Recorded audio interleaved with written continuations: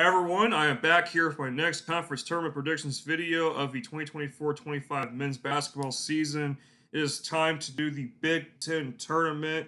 If you have not checked out my ACC tournament predictions, please do so after this video or whenever you have the time to. But let's get straight into it, guys. The Big Ten this year, man, adding some teams to the mix, and also too, I forgot to mention.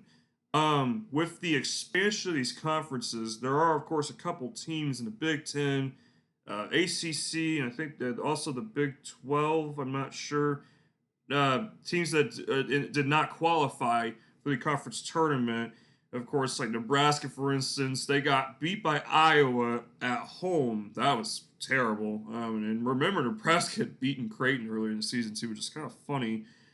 Considering now Nebraska came and made the tournament now overall. So, 15 teams. It's not quite like the SEC or Big 12 where there's 16 teams, but Michigan State is the number one seed. Now, Michigan State, I think, is a little overrated, but I will say their toughness in these games definitely is what stands out to me the most with how gritty they get and their second half comebacks and stuff, like against Iowa, against Wisconsin.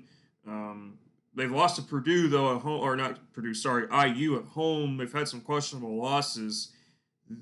I don't know, man. Michigan State, they don't shoot well from three at all. They are very jarring when it comes to that in terms of how inconsistent it can be. But can't deny how Tom Izzo coaches this team up very well. So that makes a huge difference. I mean, Maryland's been impressive this year. Their size is a problem. Michigan's been slumping badly. I don't like where Michigan sits right now. UCLA, shockingly, a double bye. They haven't been good on the road this year, in my opinion. Illinois turned it up. Oregon, good lord, I don't know what to think of this team. They seem to play their competition level, I guess, but their resume is very impressive. And then like teams like Ohio State, who have not shown their full potential, in my opinion. I think Ohio State definitely could run the table, but we'll see. And Rutgers, man. Rutgers, oh gosh, I was expecting better from them this year, too. Let's get to the picks. Enough blabbering on, and let's get to it. Number 12, Minnesota. Number 13, Northwestern. This will be a very interesting matchup. Minnesota definitely has pulled off upsets in the past. Northwestern has two. These two teams have pulled off some pretty big upsets this season. I like Northwestern to win, though. I like their upside more. If they could score better, I like Martinelli. Leading the way. I think he averages like 20 points a game. He's definitely going to lead that charge. I just don't like Minnesota in this spot. They don't score as much. I usually like taking teams with offense, but I mean, you can't deny defense in these cases, but I just don't think Minnesota is really that impressive to me at times, really. They've been lucky, I think, to win some of these games, catch teams out at the wrong time. 10, Ohio State, and Number 15, Iowa. Ohio State beat them by 17 earlier this season at home. Neutral site. Iowa could pull off the upset. I'm definitely worried about the fact that Ohio State has to deal with that frantic offense, but I think Ohio State will show their better side here after losing on the road, and they should have technically won that game in IU, and they will win at least one game so far as I have them here against Iowa. And Ohio State, they shoot the three well. They rely on it a lot, but they also have one of the better, according to the metrics, their three-point defense is great too. But other than that, Ohio State is either average or below average in their respective categories, and quite a few of them too. So there's definitely some things holding them back, I think, too. 11 Rutgers, 14 USC. Coin flip here. Rutgers won by 10 at home, but we'll go with USC in the upset. I don't really...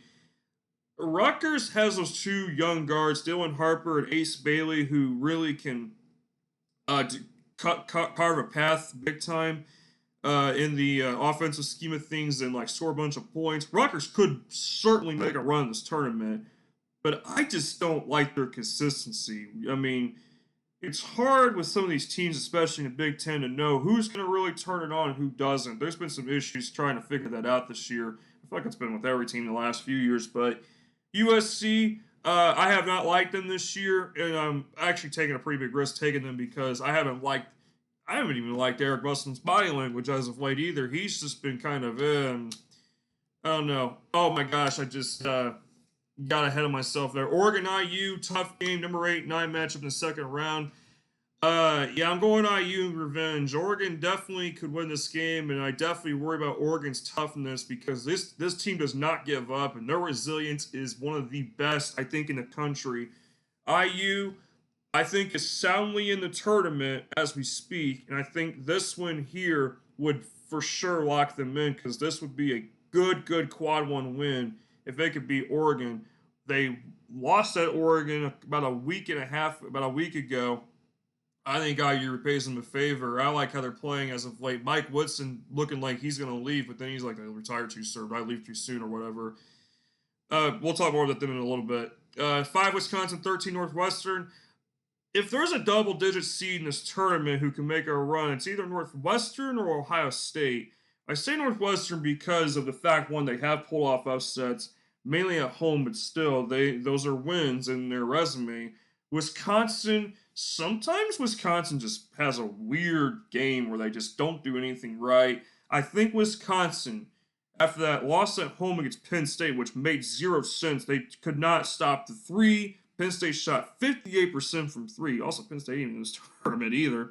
I think Wisconsin will get back on track here. John Tunji is a very special player. I like the front court with Wisconsin too. Nolan Winster and Stephen Crow. Um, if McGee can get healthy too, I like him off the bench. Wisconsin, I think this is their best team in years. 7 Illinois, 10 Ohio State. I have been just trying to figure out who's going to win this game for hours, it seems like. And it is so tough. Ohio State should have beat Illinois in that game back in early February, but Illinois just fought back tooth and nail. Ohio State was carving up Illinois' defense early in the session, but the key here, Ohio State forced Illinois to take a lot of threes, but Ohio State just isn't really doing it for me. Illinois lately's been finding their gear again. They seem to be reaching their old self again after having an illness run through the team like a wildfire. So I like Illinois to win this game here. Illinois can rebound well with the Visage down low and company. Jack and Jonas just needs to turn on a little bit more, and I think Illinois definitely could be the threat to actually make the final. 6 Purdue, 14 USC. I don't have much explanation here. Give me Purdue. I like Purdue. They beat them by 20 at home. Purdue, definitely the better team. They definitely worry me, though. Purdue's a team that has to really rely on Braden Smith to carry the team, but I think Purdue's still a tough out regardless. Quarterfinals, 1 Michigan State, 9 IU. Now, IU pulled off the upset at Michigan State.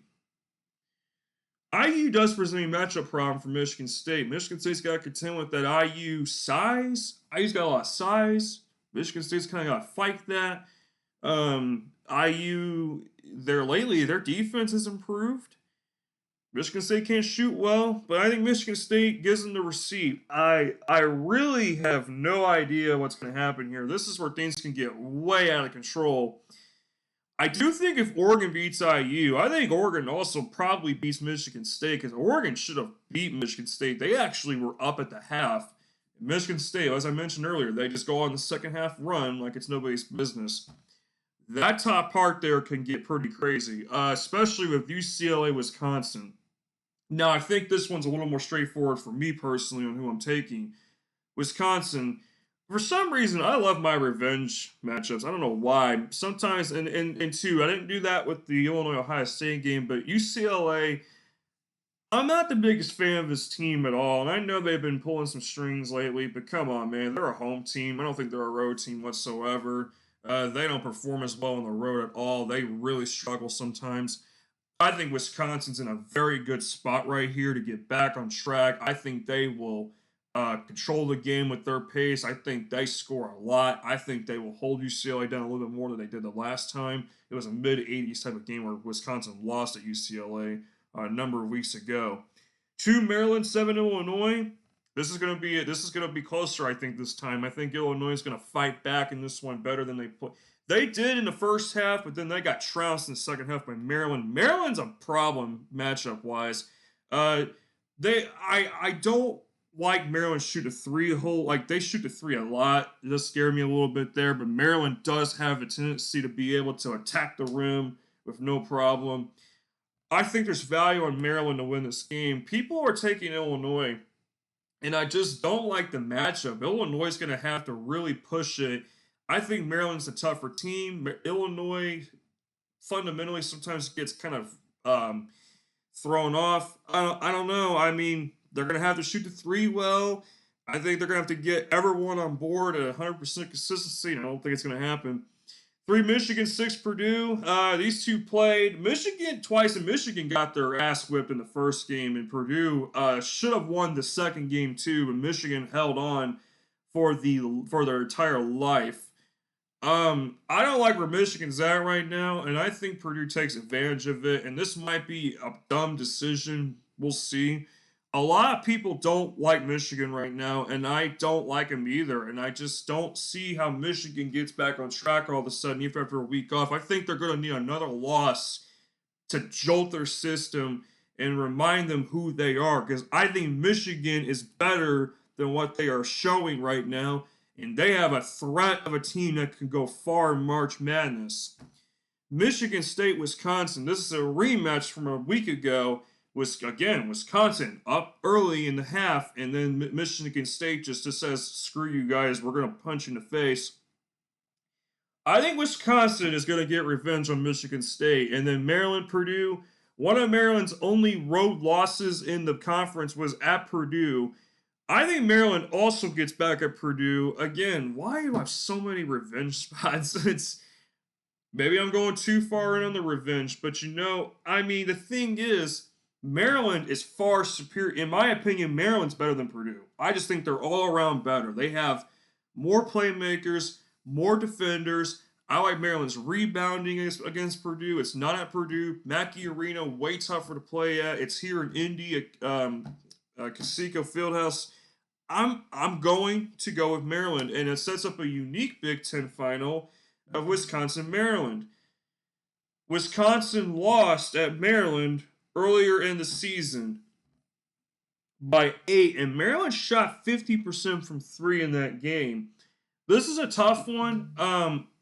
Does Wisconsin get their hearts broken again in the Big Ten final? I'm torn on this one. I really am, and it could go either which way. Does the heroics of John Tunji come into play here? Because now I'm starting to ask myself, will Derek Queen, oh my gosh, can my phone stop blowing up, man? Oh my gosh, I'm trying to figure this out.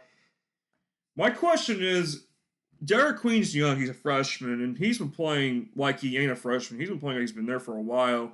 Will the veteran bigs of Stephen Crow and Nolan Winter throw Derek Queen off finally? Will they actually cause a disturbance to where Maryland can't be effective at the glass? I think rebounding is a big, big thing in this game.